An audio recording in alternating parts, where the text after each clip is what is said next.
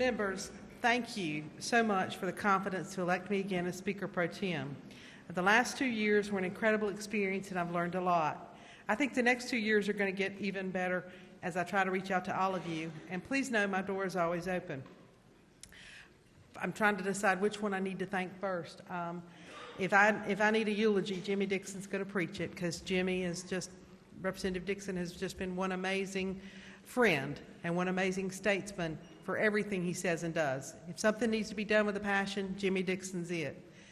And Representative Bowles, Jamie and I have been friends since we sat on the back bench, and we've been through a lot together, and we will continue to go through a lot together. Jamie will be someone I always consider a friend.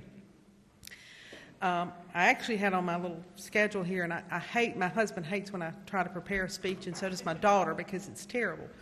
But I need to thank my family and their influence.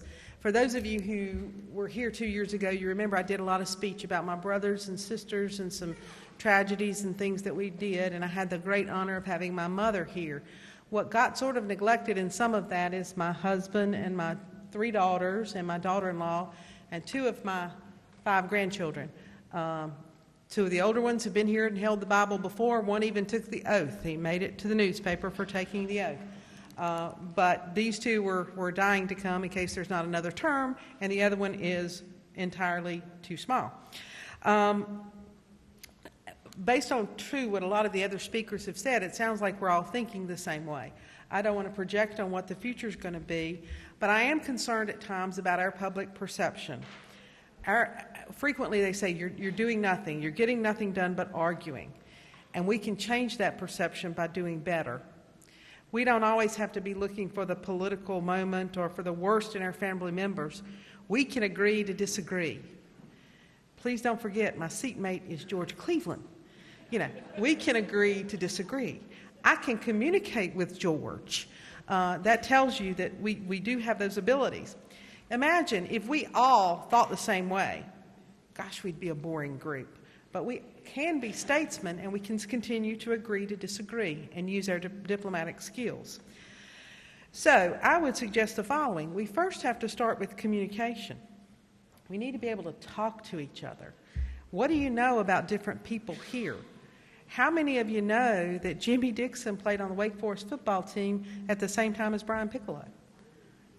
Jimmy Dixon was out there. How many of you know what an awesome basketball player Josh Dobson is?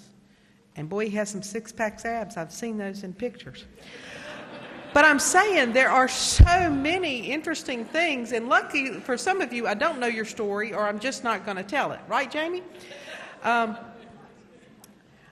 trained as a mediator after about 8 years, 9 years doing just family law. I also got mediation training, and that was the first group that came to North Carolina preaching mediation as the alternative ways to do things. And that's an absolutely awesome skill, being able to talk to people. But I think I learned even more from a book called Getting Past No. Sometimes getting to yes is easier. People are willing to engage. They're doing things. But getting past no made an even bigger impact in me. And there are several phrases I think we all need to think about.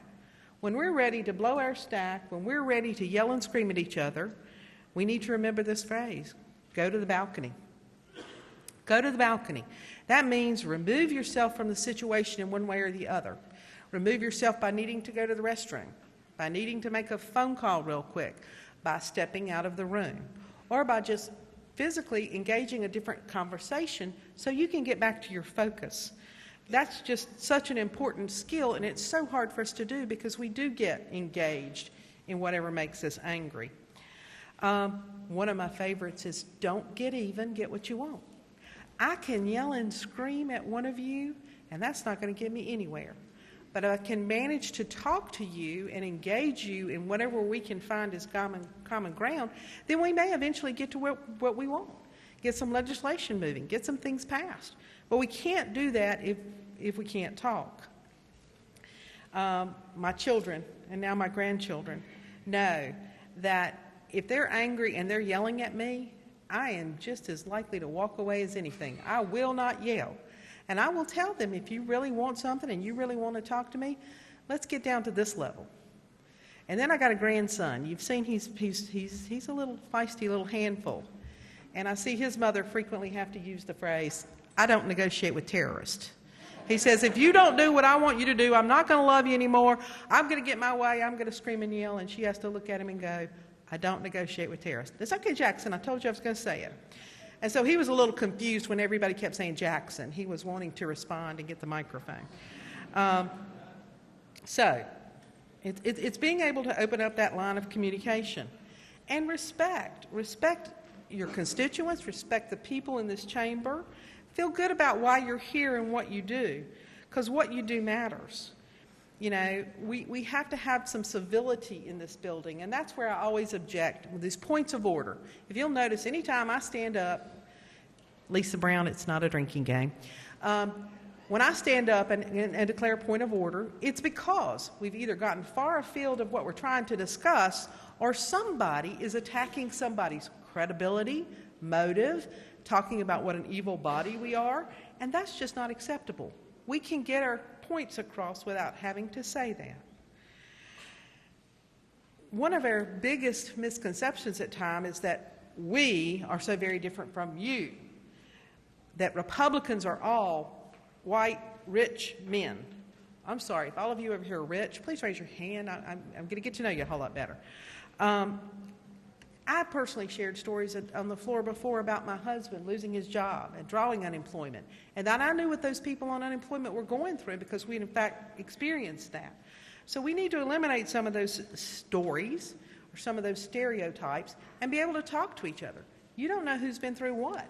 I think I had the occasion one time, too, to talk about my breast cancer. And since then, I've talked to several people on both sides of the aisle about dealing with breast cancer. Not only did I have it, but all four of my sisters have it. We've had lots of experience with that. So you never know what people are going through. Remember that we are all here for the same purpose. We may have different goals in the end, but we're all here for the same purpose. We can reach consensus. When I started, I was in the back of the room in seat 119. I was given the absolute last seat in the House. But you know what? That didn't necessarily keep me quiet.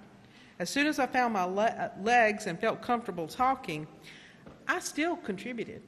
I looked at bills that were going to go through and going to pass and try to make them the best that they could be.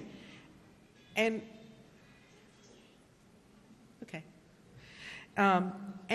look at some of the unintended consequences. That's certainly what I invite everybody to do. You may see something that we don't see. About 85 to 90% of what we do since I've been here is through consensus. It's been through consensus. And I don't discourage opposing opinion, and I don't discourage protest. But protest even should be civil and respectful. You'll be better heard if you do.